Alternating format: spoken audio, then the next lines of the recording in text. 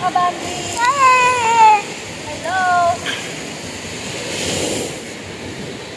Ayan mga kabanding. Magkapot tayo ng buhangin. Panambak sa ating tindahan.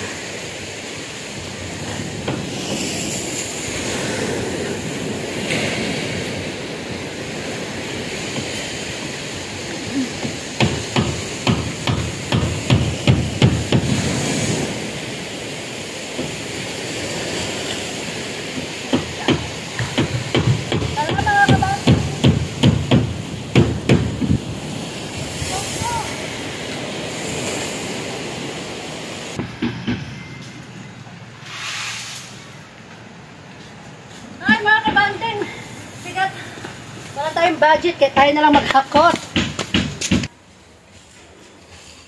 Ayan mga kabanding.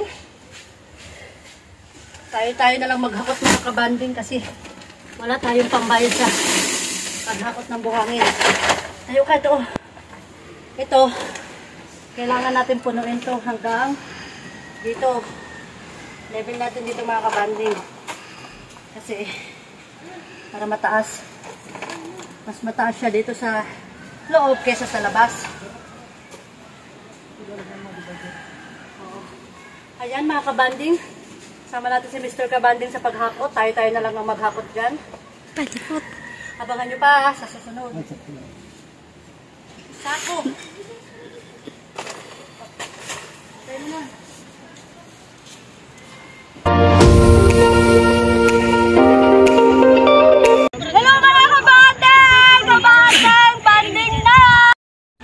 Good morning mga kabanding.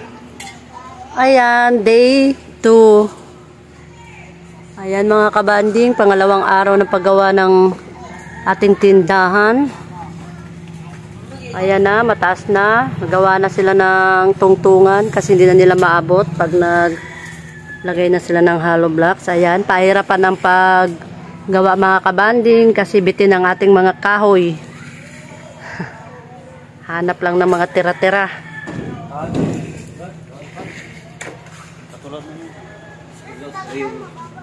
Ay, pambalagbag.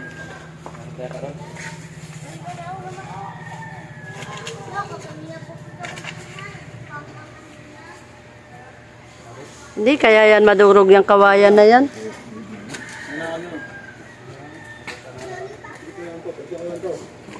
Kawawa naman, bitin ang ating budget kaya bitin sa mga kailangan.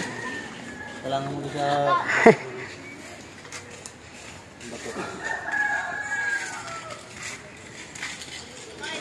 Ayan, nakapaghalo na si Kuya Undo. Bilis.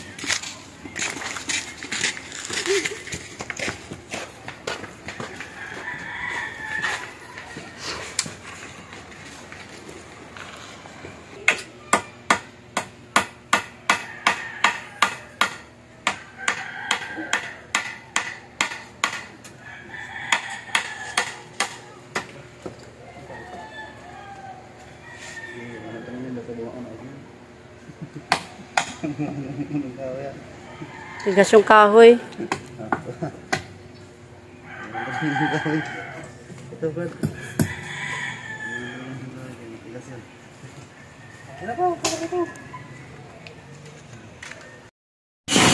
Ayan na mga kabanding. Tapos na. Sagad na hanggang taas. Gagawa na lang sila ng beam. Ayun oh. Ang taas. Wow. Ayan na.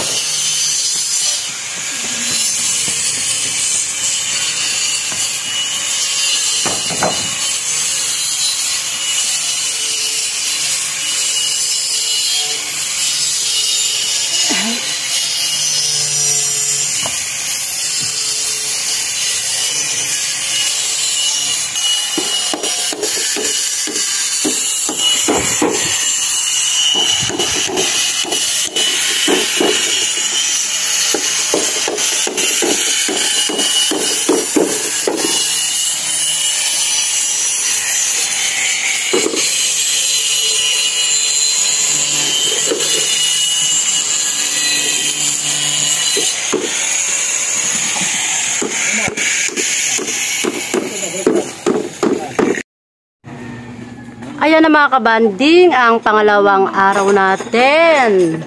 Buo na siya hanggang taas. Ayan, buo na mga kabanding, ang taas niyan.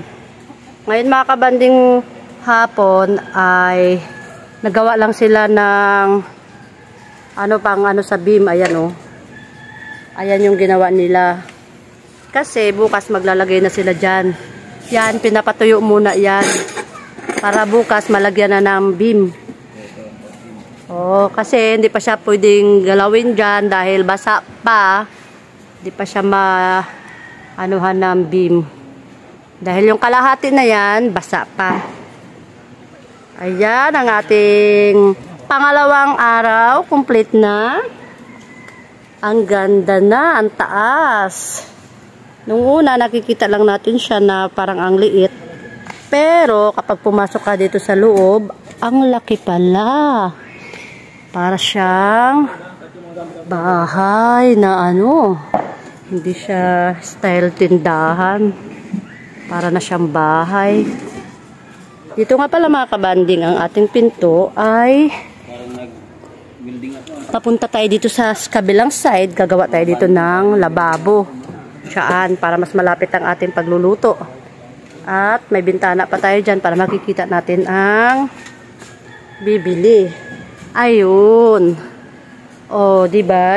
Dito tayo magpapagawa ng lababo. Tapos dudugtong ulit tayo dito ng bubong pag meron ulit tayong pang-budget. Kasi ngayon, short tayo sa budget. Kaya bitin-bitin yung kanilang gamit ngayon. Oo. Ayan, bukas magbibim na lang sila. Ang galing, ang bilis.